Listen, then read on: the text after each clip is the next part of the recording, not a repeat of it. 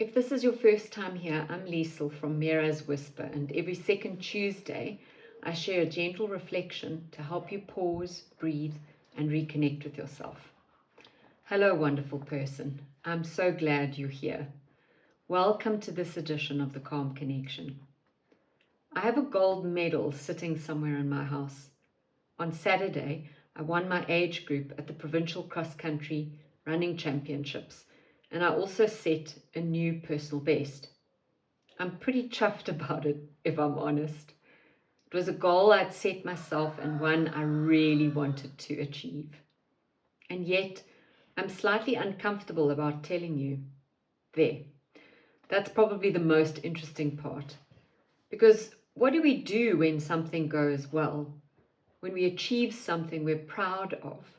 When, for once, we really do have something to celebrate? Do we allow ourselves to say, I did this, I'm proud of myself?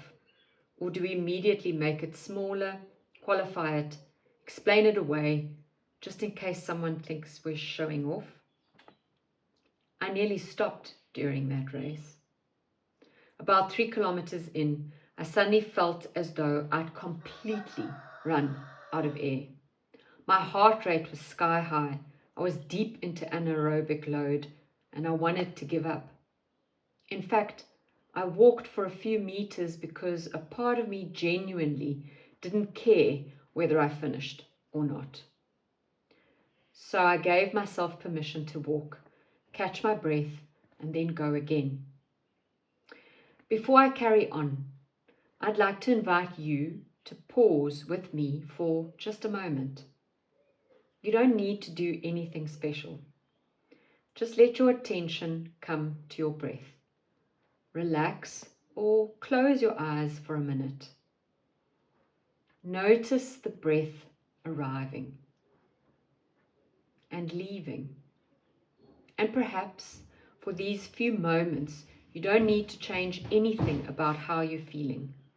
You don't need to push through. You don't need to fix anything. Just notice that you're here, breathing, present, and perhaps ask yourself quietly, what happens when I give myself permission to pause?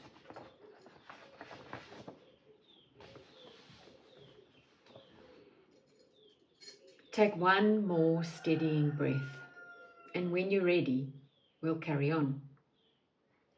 I've been uncomfortable before. I've done hard things before. I know that discomfort isn't necessarily a sign that I have to stop.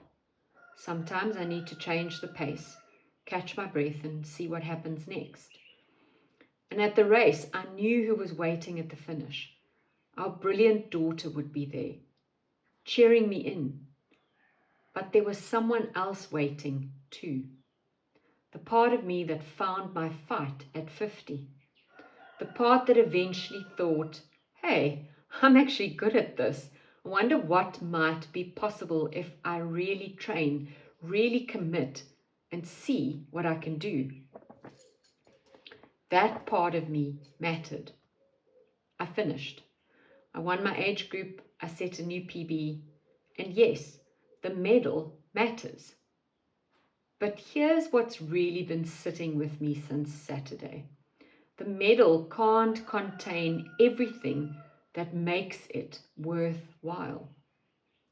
It doesn't contain the dedicated training, the early mornings, the people who encouraged me, the moments I wanted to stop, the decision to walk and catch my breath, or the joy of seeing our daughter waiting at the finish line. It's a token of achievement. It isn't the achievement itself. And perhaps the same is true of us. I sometimes wonder whether I seem so strong, so disciplined, so together, that a woman who is struggling might look at me and think, I'm not sure she would understand. But here's the truth. I've made terrible mistakes. I've hurt people I love. I've come apart. I've had to gather myself again, sometimes gracefully and sometimes not remotely gracefully. And I've achieved things I'm immensely proud of too. Both are true. I'm so much more than my achievements, and I'm so much more than my pain. You are too. There is a golden thread of possibility, potential, something almost miraculous that runs beneath all of it. Beneath the noise and the striving and the things we get right and the things we get spectacularly wrong. It doesn't disappear when we fail, and it doesn't become greater when we win. It is simply there. Perhaps that's where purpose and presence meet. In the middle of the life we're actually living, rather than the polished version we think we need to present. Sometimes we run. Sometimes we walk. Sometimes we fall apart and have to find our way back to ourselves. And sometimes we get to stand at the finish line with a gold medal in our hand and simply say, yes, I did that. I'm learning that all of it counts. So I'm curious, what part of your story have you been tempted to hide because you thought it made you less worthy, less capable, or less likely to be chosen? P.S. I'm still going to enjoy the medal. A girl is allowed to be chuffed with herself. Thank you for spending this time with me. If today's calm connection resonated with you, I'd love to invite you a little further. If you're feeling exhausted and know you can't keep going like this, there are 2 gentle ways we can begin. You can join me for a quiet reset with the herd, or book a personal well-being consult.